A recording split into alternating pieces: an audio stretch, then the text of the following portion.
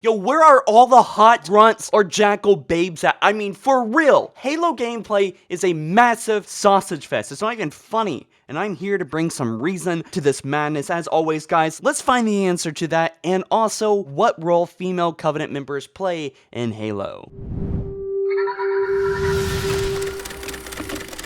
This video is supported by Audible. Snag yourself a free Halo audiobook right down in the description below. Now, as I explained in my Where Are Female Elites and Brutes video, let's observe the fact that there has never been a female Grunt, a female Hunter, or female Jackal in Halo gameplay. Now, I could be wrong, so let me know if I am, but it never is really implied or hinted that we fought any female at any point in the Halo game. So why is that? Unsurprisingly, for Grunts, there isn't a whole lot of information about female Ungoi in Halo lore. However, there is enough details to leave us mostly satisfied. Unlike hunter worms, aka Legolo, which are genderless, Grunts do indeed have two genders like humans, male and female. Grunts most notably reproduce at an extremely fast rate, and this is kind of what they're known for. Grunts are often used as laborers, slaves, as cannon fodder mostly, and have you ever thought why? Well, besides their smaller bodies and their lesser strength and their lesser intelligence, which is probably due to their upbringing rather than their species just being stupid,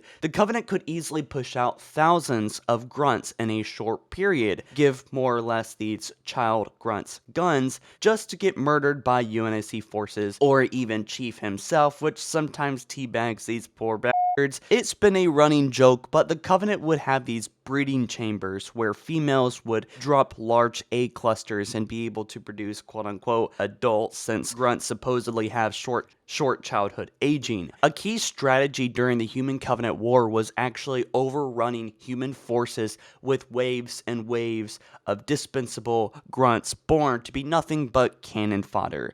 But were any of them female? Generally speaking, the Ungoi are more or less slaves to the Covenant and have almost no civil rights. And while Ungoi deeply value their offspring, Grunt families are often separated from each other due to the requirements of military service in the Covenant. And they hate this, and have several times rebelled, probably partly because of this. But alas, there isn't much they can do because their species is pretty much being held hostage, and their extremely low social status makes them helpless to make any lasting change. Also, Ungoi have multiple mothers and fathers, though honestly, I am not quite sure how that works. Although this isn't explicitly said anywhere in my research, this next thing, I think it's fair to assume that the Covenant would grab female-born children and put them in line to breed more males, as that would make the most sense for the Covenant, as they would want to pump out as many able bodies, especially as many able Ungoi male bodies to use as cannon fodder to overrun humanity. Males would fight, females would reproduce. Now, of course, I could be very wrong, especially how males squeak and they have very high-pitched voices, perhaps something that of female Grunts. Although, in Halo 2, on the Oracle, one of the Grunts' lines when the Arbiter stares at them says, "Hard to tell, but me not female." So perhaps male Grunts look closely identical to female Grunts. So maybe we have fought and killed many female Grunts and just don't know it. Female Grunts are likely, besides reproduction and mother duties, are probably given janitor duties,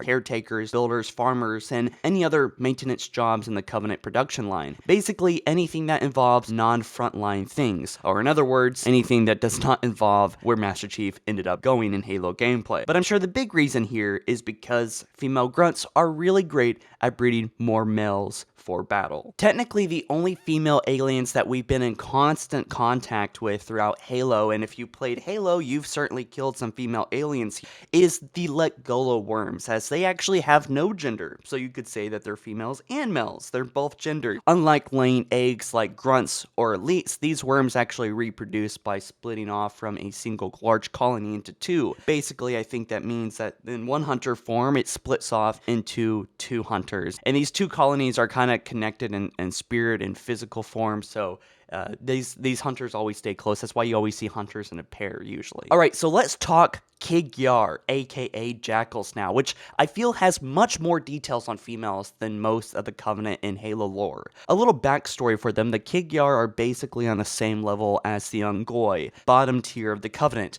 However, the Kigyar believe that they are more superior than the lowly Grunts. During 2462, the booming population of the Ungoi screwed over the Kigyar as they had to relocate to accommodate the growing homes and nest of the Grunts. This relocation stressed out many female jackals who were dealing with their own pregnancies, and infant mortality rose and birth rate declined. So the Kigyar exacted their revenge by poisoning the Ungoi recreational narcotic stream, and then that sparked the Ungoi rebellion. Young female Kigyar chicks are said to be covered in brown fledging, which gradually turns into scales and plumage as they grow. Males, on the other hand, have tail feathers in certain spots on their body, and females instead rather have callus plates on their head and forearms, which is actually meant to help for during courtship times, as the males often bite, chew, and even tear at the back of the female's neck, head, or arms during mating time. Honestly, having intercourse with a jackal sounds like a freaking nightmare. But honestly, those differences in reproductive organs, really there is no physical variance between male and female Kigyar. So if you see a bald Kigyar or jackal, it is very likely a female. On the other hand, skirmishers, which by the way, if you don't know, are a subspecies of Kigyar, were introduced in Halo Reach, and they have a few other variations between male and female. Female skirmishers from Tavau have feathers on their heads and necks, unlike the standard jackal. Supplied this information, I believe any skirmisher that has head hair but lacks forearm hair is likely a female. So why aren't female jackals or skirmishers in Halo gameplay? Well, this one is certainly interesting, and it's kind of different from every other species. Kigyar society is matriarchal, meaning that males are henpecked by their females and have to do chores and tasks that the females would do pretty much in all other cultures or species. For Kigyar, females are the owners of land, the queens, and are placed as the superior of the two genders. Pre-Covenant days, female Kigyar were in control of breeding rights, territory, family organization, and had control of most major things and or groups. And right after the Covenant collapsed, the Kigyar females jumped to power again, although they had a lot of power in the Covenant too, so yeah. This extends to family expectations too,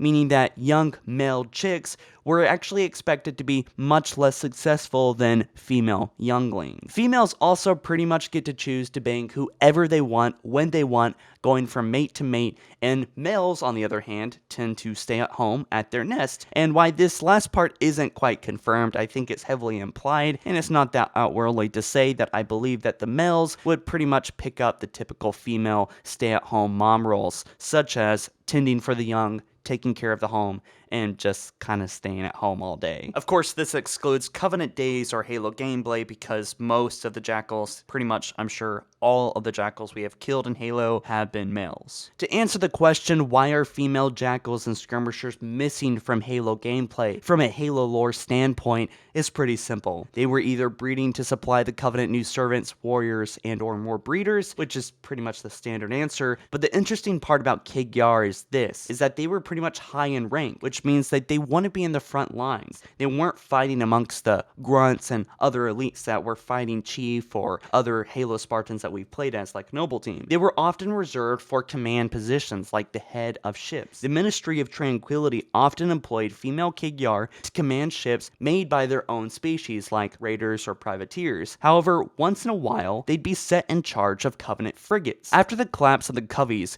Kigyar could fully embrace their culture once again and had space-faring female captains and ship commanders in charge of pirate factions. But ultimately, this is all lore reasons, right? I think the real reason why there may not be any Covenant variations here in Halo gameplay may just come to the fact that, well, Bungie and 343 like to save time on making variations. If they had a whole nother gender, they'd have to worry about making new armor, making new sound files, making that all line up with lore, and it's just much easier to make males there. Also, fun fact, Sanshyom rub their necks together and twist their necks around during mating as foreplay. So now you know. Don't miss out, snag yourself a free Halo audiobook or choose one of thousands of audiobooks on Audible. Link down in the description. Guys, if you like this video, then drop it a like. It really does help out the content, and subscribe. Hit that notification bell because honestly, subscribing doesn't really update people like the way it used to. So if you want to stay up to date all the time, then be sure to hit that notification bell and add notifications to your phone.